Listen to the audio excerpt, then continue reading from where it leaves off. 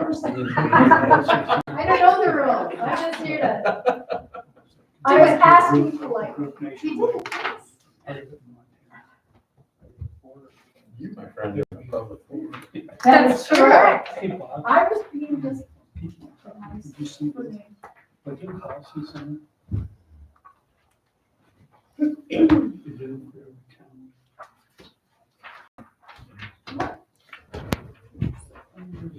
Cool. We've been working with them on it. No, Lucy. I don't know who saw and who didn't. Thanks, Mr. Welch. Yeah, they're trying to do these things.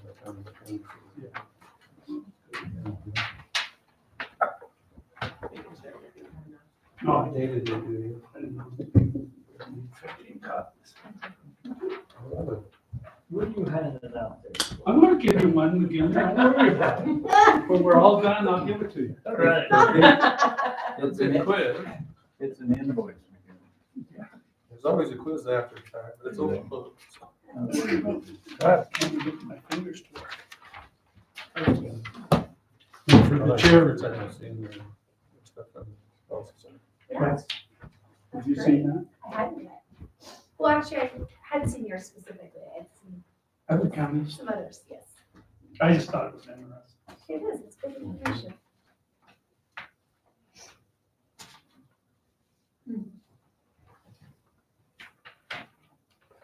Who did this? Budget Policy Committee. Budget policy? Right up here in the corner, I'll fit in my corner. budget policy right there.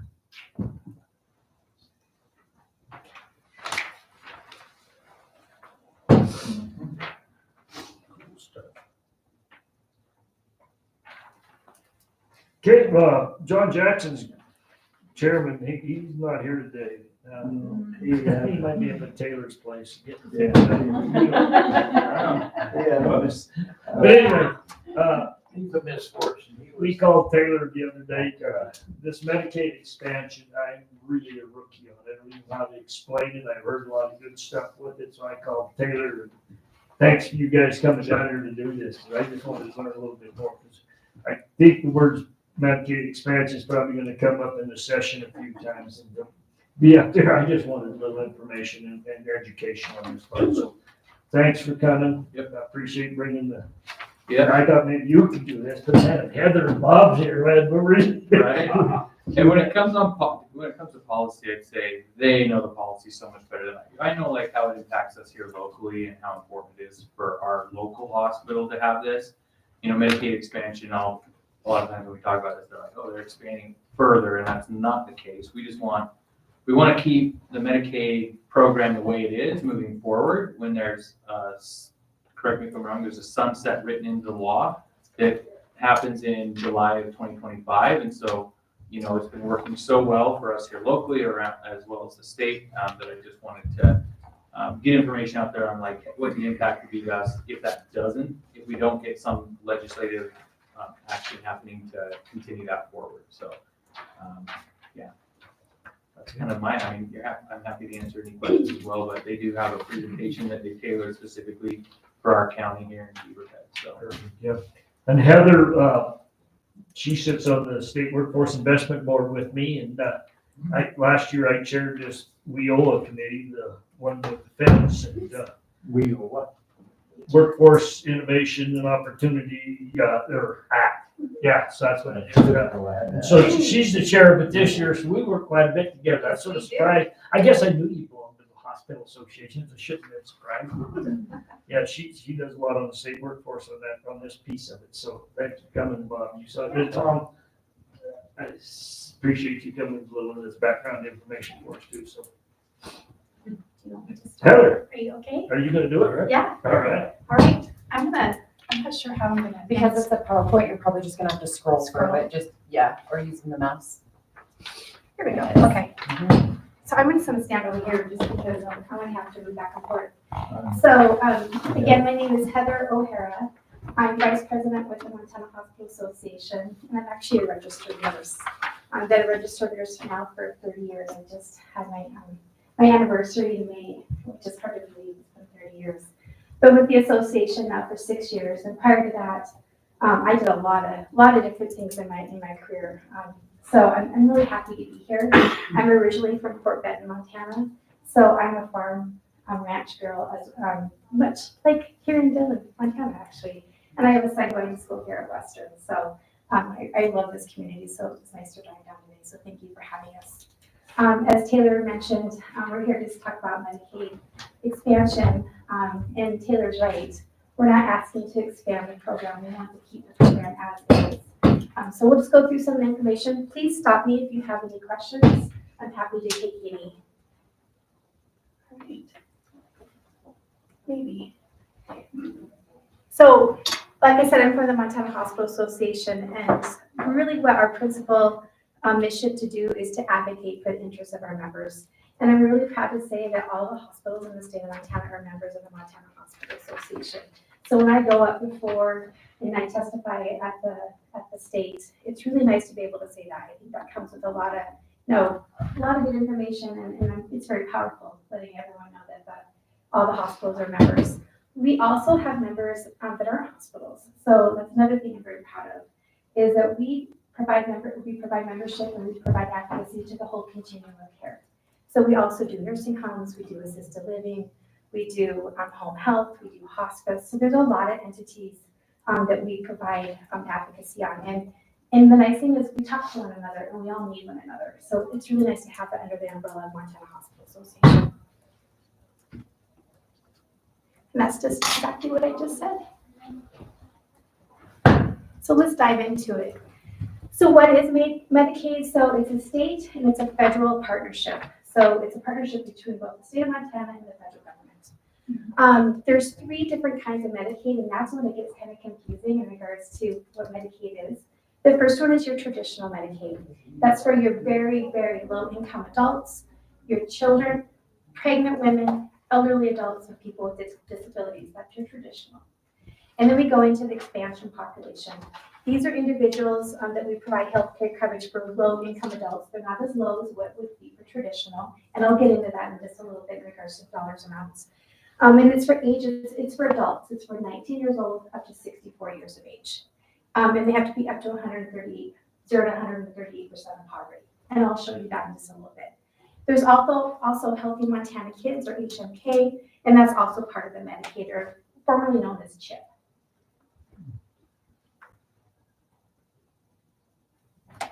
So it makes it even a little bit more confusing in regards to Medicaid, is each program has a different partnership with the federal government. And so for traditional, right now in the state of Montana, we get 64% of federal money to support that program, and we have 36% that we pay for general fund in the state of Montana. Expansion is different. It's a 90-10 match. So 90% federal government, 10% state investment. And then your Healthy Montana Kids is 75-25. So that's kind of the breakdown, right? So is the session working on just the Medicaid expansion piece or the whole thing? Just the expansion piece. Just the okay, that's what I heard, just 90-10 all the time. So the state will fund the entirety of the Medicaid program. The expanded population is the one that has a sunset. Okay. So that discrete population is the one they have to pass a bill to keep. Perfect. Right. So like I said earlier, it's for adults, so it's not children.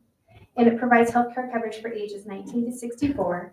And for the requirement for the poverty level, it equates to a monthly income of about $1,600 or $19,300 annually for a single adult. So then of course, if you have dependents or whatnot, that goes up. So for a family of 3, you can see it would be $30,000 annually. So it covers about 78,282 individuals right now. That's as of August. It was as high as 120, and that was during the public health emergency. And at that time, we weren't allowed to redetermine people. They had to stay on it. Once the public health emergency was declared to be done, then we went into the redetermination process, or the state did. And as of right now, there's about 80,000 people, which was actually the pre-pandemic numbers that we were dealing with prior to the public health emergency. So there are some individuals, if incomes are too high to qualify for traditional Medicaid, so they make enough money that they can't meet the traditional Medicaid, but they can meet the the Medicaid expansion. But some of them are too low to afford health insurance, so they're kind of in between. It's that population that they make enough that they aren't traditional, but they don't make enough to be able to really afford health insurance or to qualify for the insurance exchange. So Montana's under 100% of federal poverty level do not qualify for ACA or the Affordable Care Act subsidies. So there's that population there again that we're missing if we were to take away Medicaid expansion.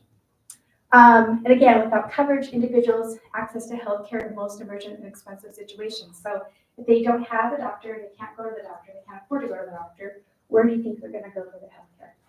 It's gonna be the emergency room, which impacts all of us.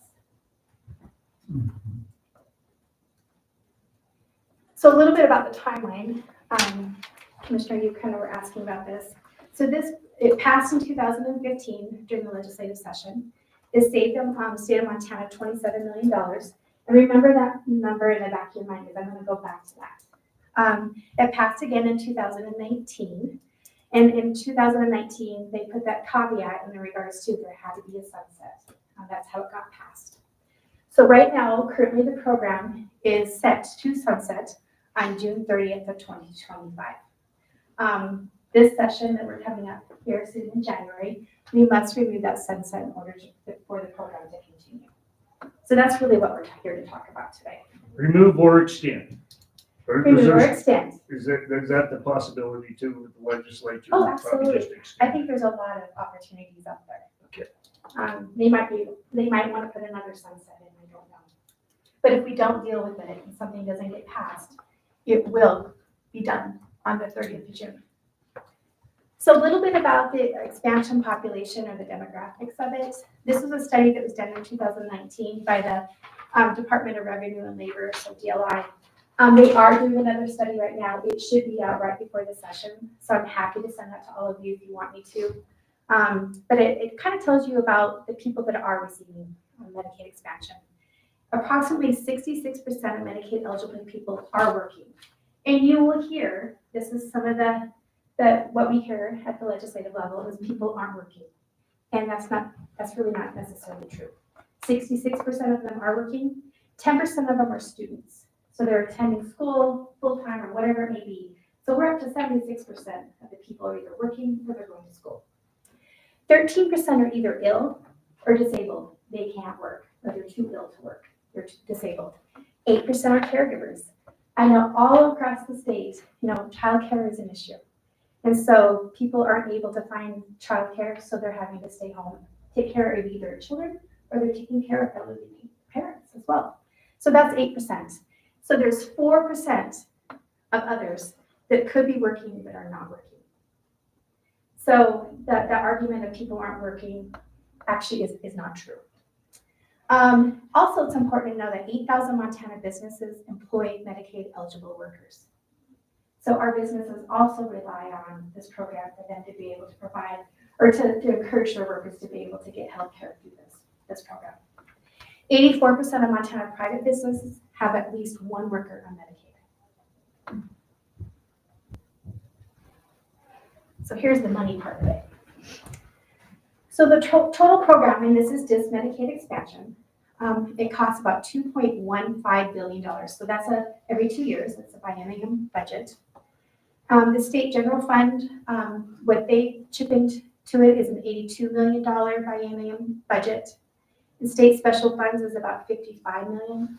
What that special funds is there was some concerns during one of the last legislative sessions is that there was specific groups of people that weren't paying their way and they were participating in Medicaid expansion. Hutterites were one that were identified. And so right now they actually have to pay a fee to be able to participate in the program. So they are paying their way, if you want to call it that. When Blue Cross Blue Shield or whatever provides the ACA on the subsidies and whatnot and the programs for Medicaid expansion, where people can't afford Medicaid expansion and you actually want to get insurance through the ACA, there is a charge that Blue Cross Blue Shield actually puts into the state special funds for those individuals that participate through the ACA. So that's where that $55 million comes from. And then there's the hospital tax. Our hospitals put money into this program to be able to support it. and $60 million that the hospitals put into. And Taylor can probably give you a lot more good information about that, but that's the whole of it. So if you look at all the money and whatnot, it's a 25-to-1 return on investment. It's a pretty darn good ROI. So Montana secures $25 in healthcare services for every general fund dollar spent. Again, I have to emphasize this. If we don't have this, it means we have less access to services. We have fewer services. We have lost jobs, and I'll give you that information here shortly. We have a lot less healthy workforce, and we are going to have higher health premiums because we're going to have to make up that money somewhere. So that will impact all of us. I like this slide because it really shows the uncompensated care for Montana hospitals and how Medicaid expansion has really improved that. So you can look on the left side, the Montana hospital uncompensated care costs. In 2015, we were all the way up to $390 million on uncompensated care, and it's actually gone down to an average of around 200. And then you look at your critical access hospitals. Our hospital here in Dillon is definitely impactful or being impacted by this. In 2016, it was $64 million, and it's gone down to $41 million in uncompensated care in 2021.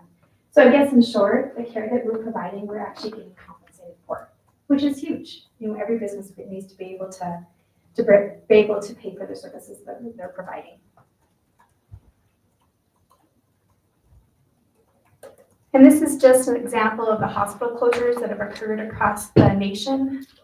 The green are all the states that have actually adopted Medicaid expansion, so there's 41 of them. The blue is those states that have not adopted it, there's about 10. And then the states that have the lines through them are states with 5 or more hospitals closing or ceasing inpatient care since 2010.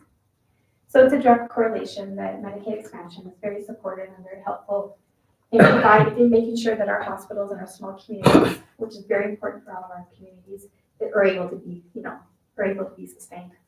So there's been no hospitals in Montana that have closed since Medicaid expansion has passed.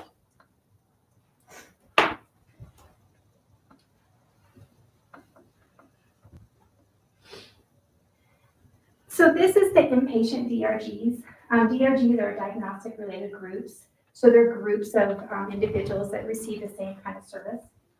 And this is coming from the state of Montana. This is the inpatient DRGs for Medicaid expansion only. This is for fiscal year 23. So this is the newest data because we haven't gone through 24 yet. And you can see on the Medicaid expansion side there on the left-hand side, all of the different DRGs. And the top one of the DRGs that we provide services for in the state of Montana are pregnancy and childbearing mothers. Okay, so that's about 24.84% of our Medicaid expansion services are actually provided to mothers and their babies. And then you can go down and see the other ones. Mental health has had a significant improvement in the state of Montana in regards to Medicaid expansion. And then your substance use disorders, your alcohol, drug use, and whatnot has also had some huge implications for Medicaid expansion. People are actually able to receive the care that they need so they can get back to work and take care of their family members. So do you remember that $27 million I told you to remember about? Okay, so $27 million was saved to the state of Montana. And the reason for that is these pregnant women, the top line there, 24.84%, it's a 90-10 match because they're under Medicaid expansion. So the government, the federal government gives us 90%, the state of Montana has to chip in 10%. If we were to go back to traditional Medicaid and get rid of Medicaid expansion, those pregnant women are still going to be served. They're going to be under traditional Medicaid. Do you remember what that match was? 64-36. So there's your $27 million. So if Medicaid expansion were to go away, the money for the state of Montana is going to go up and be able to provide care to that population of traditional Medicaid. Any questions on that? So your tax dollars, to be very honest with you, are going a lot farther and we're be able to provide a lot more services to a lot more people than we would if we go back to traditional. Another way that we tried to sum that up, the state would pull $2 billion out of the healthcare delivery system. The revenues would drop by $2 billion.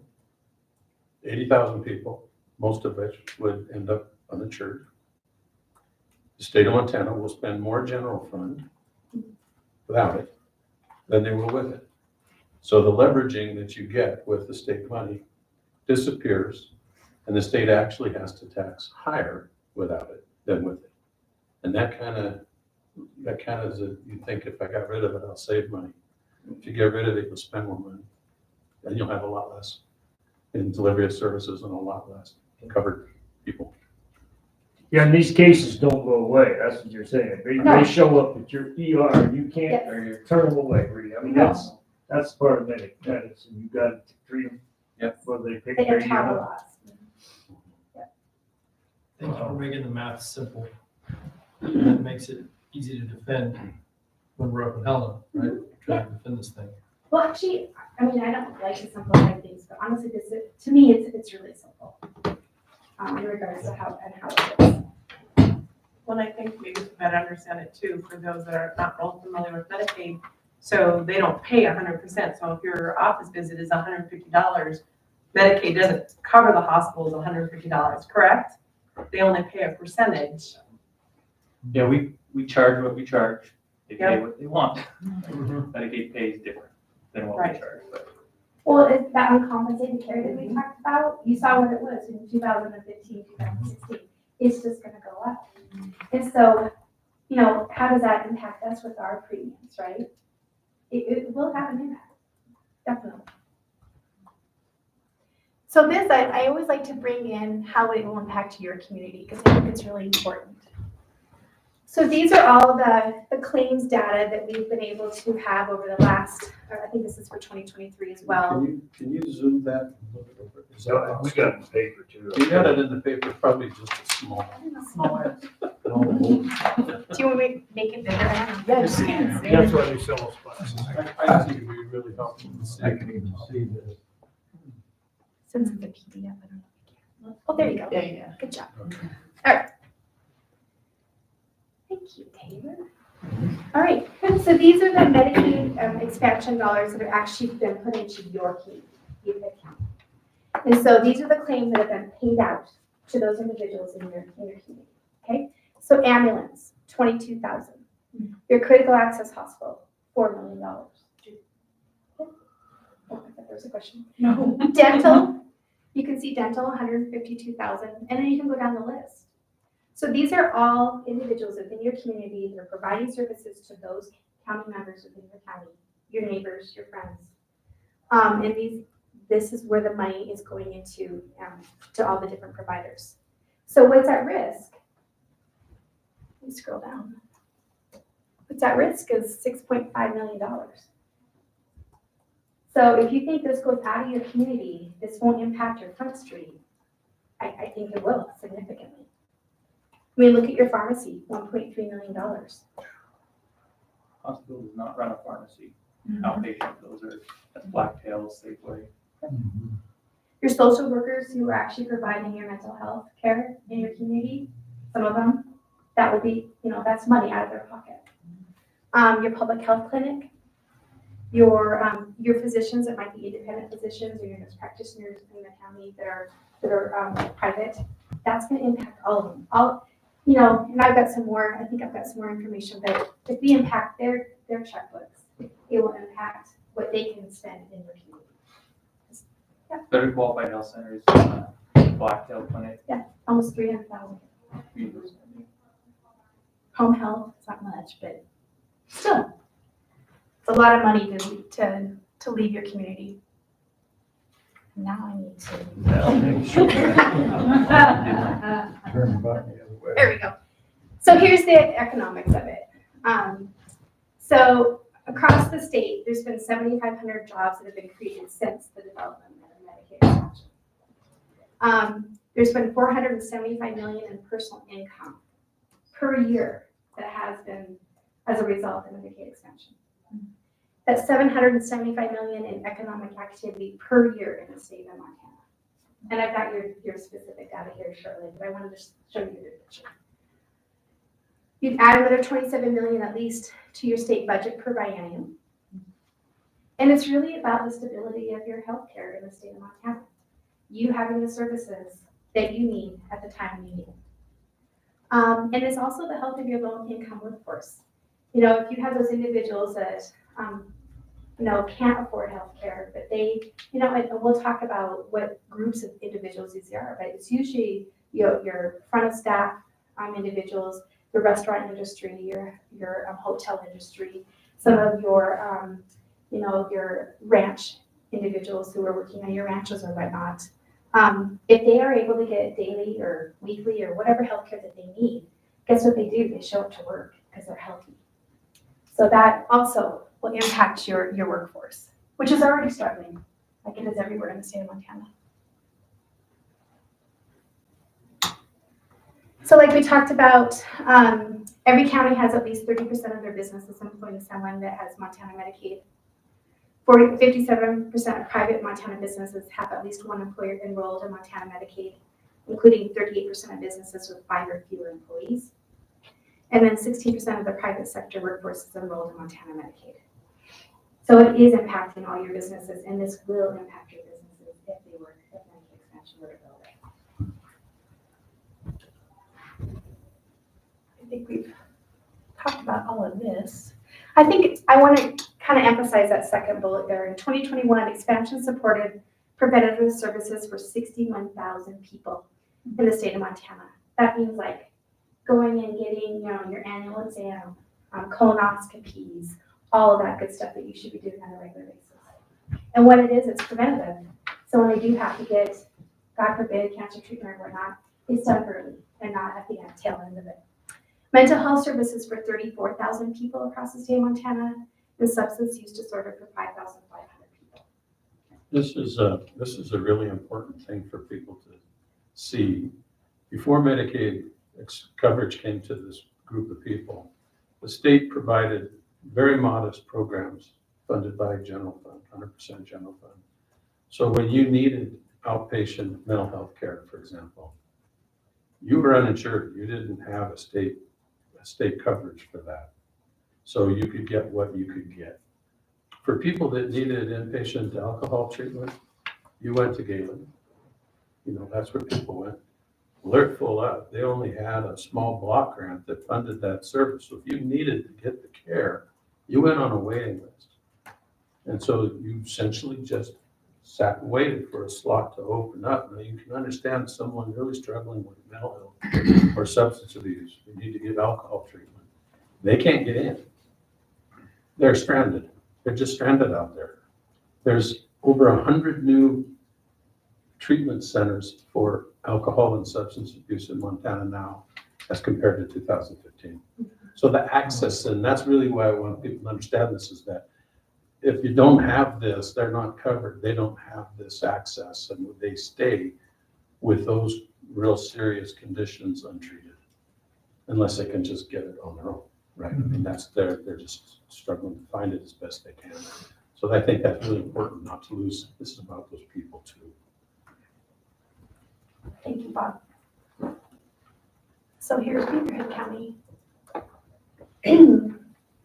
So it's provided 636 adults ages 18 to 64, which is about 6% of your county population. So you're serving your neighbors. This is the expansion part. So there's 636 people that are enrolled in Medicaid expansion in Beaverhead County, which is about 6% of your county population.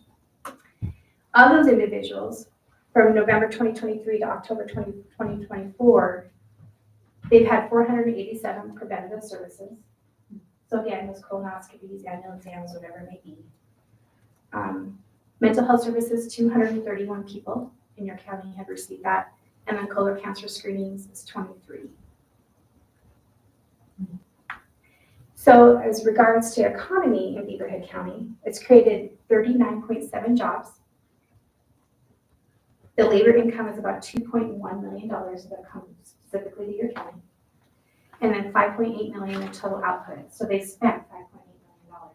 Again, that would be gone from your county and your front street businesses. And like I talked about earlier, the key industries in Beaverhead County would be your retail trade, your educational services, your accommodation, food services, and your public administration. So those are the key industries that are really supporting these individuals. Which are key industries in your county, they're important to have.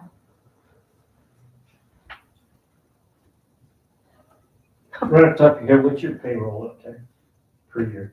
Do you have any idea? I'd have to look. You don't know that. No. So in closing, I just want to remind everyone, we've been talking about these 78,000 people. But it's more than just 78,000 people. It will impact everyone in this room, and it will impact everyone in your county. Because if services go away because you're not able to support them, that means that it will impact you and your family, everyone's family, because, it's not just about 78,000 people. It's about all of us in this county and needing those services. And if Taylor isn't able to provide those services because he's not getting paid and they go away, it impacts all of us. So I think it's important to remember that it's not just those 78,000 people, but it's all your constituents in your county that rely on those services. So I would be open to any questions, and Taylor and Bob and I are happy to answer Any questions I can. Good. Well, thanks for the presentation. You answered a couple of questions I keep hearing, nobody works that's on this, and you showed that. And I don't know, you always hear any federal thing like that, there's so much waste. And those are the kind of things I kept hearing. So what is the big push of people that are against it?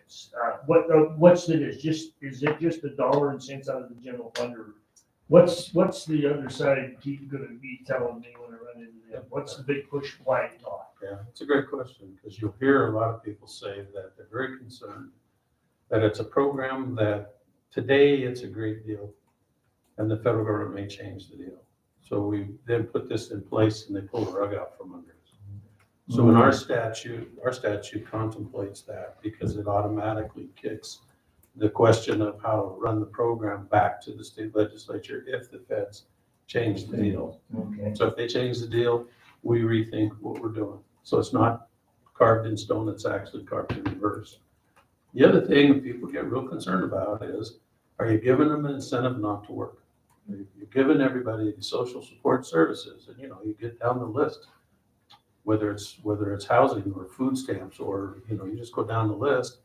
Is this yet another thing that you give to someone that discourages them from working? So when we designed this program, we put in community engagement requirements for people to work, go to school, get job training, do something, because it only seemed fair in our work that if you're going to extend this coverage, it's not unreasonable for you to have people kind of battle the battle to take themselves into a new economic posture. We had to have a federal waiver to get that done, but we didn't get the waiver. That may change with the Trump administration, may be more open to waivers. Our law already says if those waivers are available, then we'll have that requirement. Now, the downside to that is the way that that's written and the way that was contemplated is people on the program would have to turn in a monthly report on what they're doing. So now you need a system developed, a computer system developed to handle that.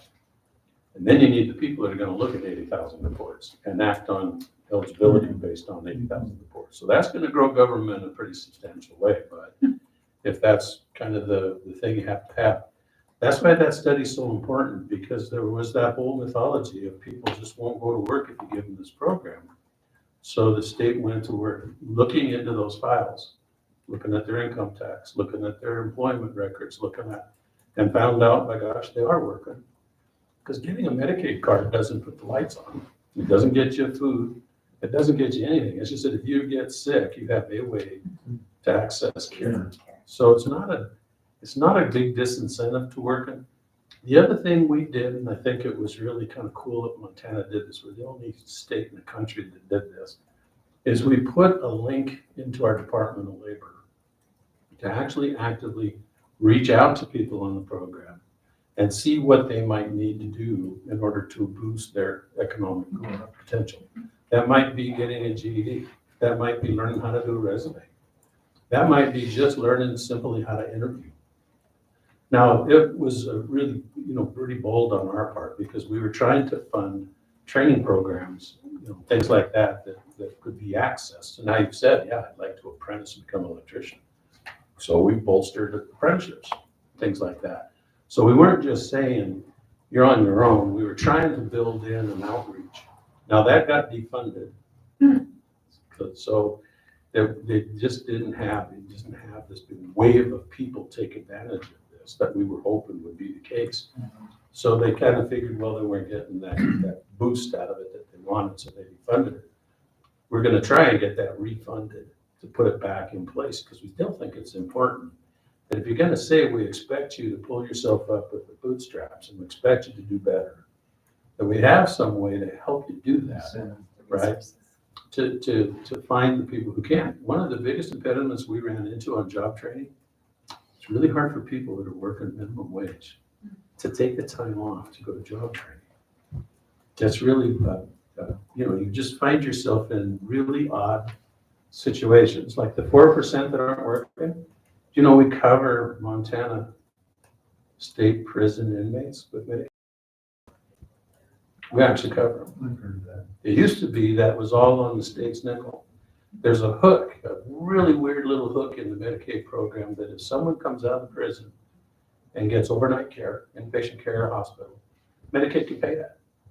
But they were never eligible because they were 19 to 64.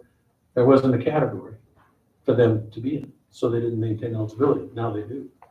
So that saves a lot of state money in the prison system. So it's a real fabric.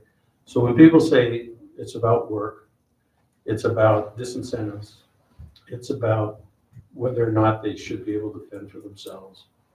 It's about the federal government and trusting the federal government. It's about all of those things. We tried to build it into Montana's program to anticipate the shifting tide of what we can and can't do, and really stretch and leverage Montana tax dollars as far as we could to address these problems. Are they solved? No. But at least it's an approach to try and address some of these things, and that's been the thing we've had in place now, almost 10 years that we've had it. Almost 10 years. Federal government hasn't changed the deal. Well, that doesn't mean there isn't tomorrow. We know people are working because we studied it, and the new study's going to come out, and I'm crossing my fingers that it has very similar outcomes, because I'll be broken hearted if it turns out I'm wrong. I don't want that. And then, of course, the whole problem of our people moving up and on with their lives. And I think that's just important that we don't lose sight of that. There's also the data about how long people stay on Yes. Medicaid. We didn't present, and it's not a long time. It's relatively About short. 2 years. About 2 years. So they get in it, They- and hopefully this Healthcare. is some of the numbers you're getting them at. That's the numbers we keep looking It's on, supposed to be seen. the our part in the workforce piece. And, are you doing any good with this? Right. If that's the case there, that'd be good information to have too. Yeah. Like, that's good. And we'll go ahead. I would say Bob and I have been going all over the state making the same presentation.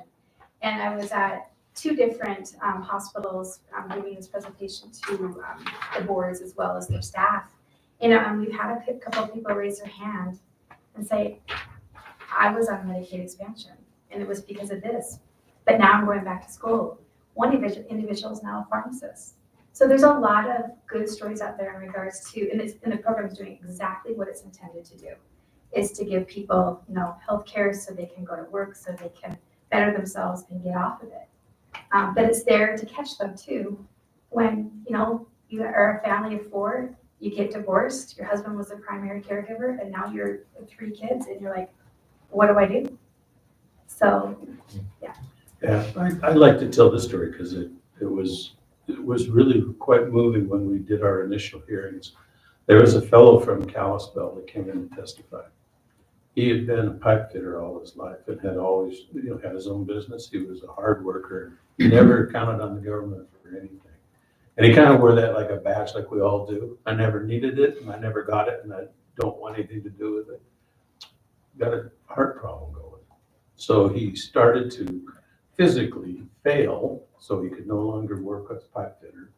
He went through the various kinds of jobs he could do as he was going down. He needed a transplant. Now, I didn't know this at the time. You can't get on a transplant list unless you have health insurance. So he couldn't get on a list to get a heart. So what was going on with him, he said the last job he held, he was delivering pizzas. And he didn't have the strength now to go and deliver pizzas anymore. So he didn't know where he was going to go with this. He said his goal if we got Medicaid coverage, was to get on that transplant list and see his daughter graduate from high school. That was his goal. I want to see my daughter graduate from school. So he went from, I've got my own business and I don't need Uncle Sam or anybody else in my business, to literally, if you get me this, I'll maybe see my daughter graduate. Well, of course, we got out of the 15th session, now the 19th session, and we're visiting with some folks, and I wonder what ever happened to that guy. They said, oh, he got his heart transplant. He's back at work. I said, you think he'll come down and tell his story? No, he don't want anything to do with the government. He's not coming back down. But what a great story, The guy was literally on his knees begging for his life. And that's what it took, was this program to get him going. And that's how that's supposed to turn out. On the program, it got taken care of, off the program. Don't need it, don't want it, thanks, but I'm done with you. And that's what we like to hope that more and more people get that opportunity. So the average, 2 years. That means there are some people that are a lot more, but like a typical for someone having a baby, they get on the program, they have their baby, they go back to work, they're not on the program. So that's the kind of thing, the way this works with people. I'm working part-time, I'm eligible, I work full-time, I'm not. If you're working minimum wage full-time in Montana, you're not eligible. So you're working part-time and trying to juggle, why aren't you moving just to full-time? And that's what we're trying to do is, can you help move from part-time to full-time? Get them full-time, they're off the program. And that's why we thought the help link and the tie to the labor market was so important, to make sure they had that opportunity. All right, well, that cleaned up my thoughts, because I didn't realize what the difference of traditional Medicaid Versus, Medicaid expansion. That makes a whole bunch of difference to me. I mean, I didn't realize that, so. and don't think that Medicaid expansion means we're trying to expand it, because you Yeah. hear that term, Yeah. and people are like, oh gosh, it's like, no. Yeah, we sometimes call it the HELP Act, because that was actually the initial name of the act. So, but we're not expanding it, we just want to keep it as. You need to use the term renewal. Renewal, yes. And that is a headwind that you have, that I'm hearing from Helena, is that you are Medicaid expansion. Right. It's Right. renewal of, Yes. it's not being expanded. Yep. And that's a headwind that you will hear. So that's one of the talking points. Yeah. That's a good way. Yeah. Excellent, good quote. What can we do to help promote the, I think you need to talk to your individuals that you just voted into the legislature and let them know where you're at and how important it is. There's a lot of good data out on specific websites, like our good guy here shared. Talk to Taylor. I know he's very willing to have those conversations, but I think we need to talk to people. Another thing I didn't tell you, because I have a lot more slides and I did not want to take up your whole thing. But there was a survey that was done with in collaboration with the Montana Chamber. And one of the questions, we've asked the question 2 years in a row now, and we're asking it again this year, in regards to, are people supportive of Medicaid expansion? 84% of Montanans are supportive of renewing Medicaid expansion. So your neighbors and your constituents and the individuals, they're like, what is the big deal? This is important. Yes, we support it. So I think having constituents talk to their legislators is really important. Well, and Let us know. the thing about being important is undeniable, and Heather's spot on that it's important. What they need to hear is, if you continue this program, there's gonna be a whole bunch of people politically opposed. And so you'll feel pressure from the people opposed to this program to vote against it. And the deal is, and this is what we try and make sure candidates and legislators know, we won't leave you. We have your back. We understand why you're gonna vote to help this community or to take this vote, and it's gonna cost you politically. But when you come home, we're with you. We have your back. And that, I think, is gonna be really important for them to know. Yes, it's important to us, but it also is, we're not hanging you out to dry. Your political career doesn't have to end over it. Because we have had some people take some really tough votes. And you've got one for every county, Madison. There's some of them in the room. Yeah. So Madison County, looking for that and send to us if you could do that. 'cause that's where we're from. And Crystal cleared this up for me, because that's what during the campaign, I kept hearing about, somebody that asked these candidates, what's your opinion on Medicaid expansion? And I never did follow up, but that was the question was asked every candidate forum I went to. And I guess they were laying the thing there, they wanted them on record that they were gonna support Medicaid expansion.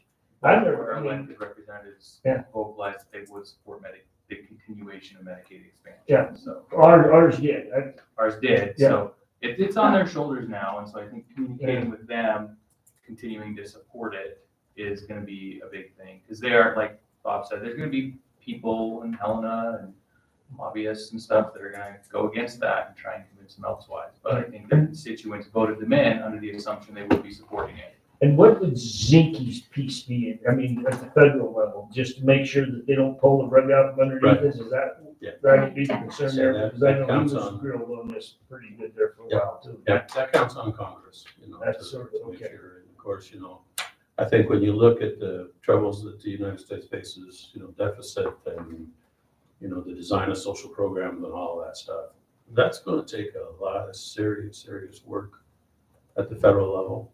And that's where Zinke comes in. That's what he's gonna have to find a way to move this stuff forward too. And this whole thing, nothing's guaranteed out of all this stuff. And I think that's important for people to understand. We've got a set of rules that we're playing with now, taking advantage of them as we can, doing the best we can for people. They change the rules, we'll adjust to what the new rules are, do the best we can with them. So, and that's where Zinke can help us. Yeah, That's what you guys do every day. you guys know it very well. Sometimes the budget. Yeah. From like a local level at our hospital, I know that this is critical to our continuing to provide the services that we offer right now. Removing Medicaid expansion would require us to fundamentally look at the services we offer and making sure that we still have a sustainable model for our community, because our top priority is that the hospital can't fail, right? We need to be able to be in operation in perpetuity, and that requires a financial component. If we would have looked at the last 4 years, if we would not have had Medicaid expansion in place, our hospital would have lost money every single year. And we've been able to reinvest in the community, buy new services, we're building a new clinic building, bring in, new providers and services into the community. We've been able to reinvest those funds into our community, but we'd really have to take a look at it if this changes, so. Well, that's, good too, you got that mental health piece in that thing too, and, I live a sheltered life, I don't understand much of that little sky and the sheriffs. They seem like you do that, Yes, they do. you either take care of it at your emergency room, or we take care of it at the jailhouse, that's, There's a we lot of gotta, that, so that's, The jailhouse isn't. made It's not for the somebody. place. Yeah. It's not, no. No. Yeah, you want them in the clinic or your backyard? so. Thank you. Anybody else got questions? Like I said, I know a lot of, personal cases with the traditional Medicaid, and I just didn't know how this all fit together, so. Thank you. Yeah, I'm just curious, do you have any percentages of waitressing jobs, housekeeping jobs? To my knowledge, the majority of them don't even offer health benefits, do they? Is there any statistics on? Off the top of my head, I don't know if I have the So statistics. the most I of could look. them is But your small businesses, most of They them can't. are able to. Right. It's so costly, right. right? Well, then you offer it, but they have to pay the premium and they Yeah, can't and they afford can't that. afford that. Yeah. So, I get to pick them, right? Do I get health insurance or do I? Right. Who's going to take it? And that sort of, daycare gets to be the next big thing for all this stuff, and I was sort of interest when the Shipman said he was gonna fence in the rest of the playground down at the elementary school. It's never been fenced on the backside, them kids can take off and go forever. But, they get that fenced in like that, and there's where, my idea of a free-range daycare center. Just drop them off. Yeah, they Throw can't. out goals, they get can't- Couple of Maybe you'll help Here's out. your lunch, we'll see you at 4. Community schools. No, thanks for showing up, you guys. I appreciate it. That's what I needed out of this thing, so. Thank you, it was nice meeting you. Probably see you at the session. So nice to meet you. Thank you. Yeah, thank you. Thanks much. Appreciate it. You see, you got a kid going to school. I do. Yeah. I'm gonna go grab some cookies out. That's what you Right did. now. That's where your head. He goes, Mom, can you order dinner? They're not today, but how about cookies?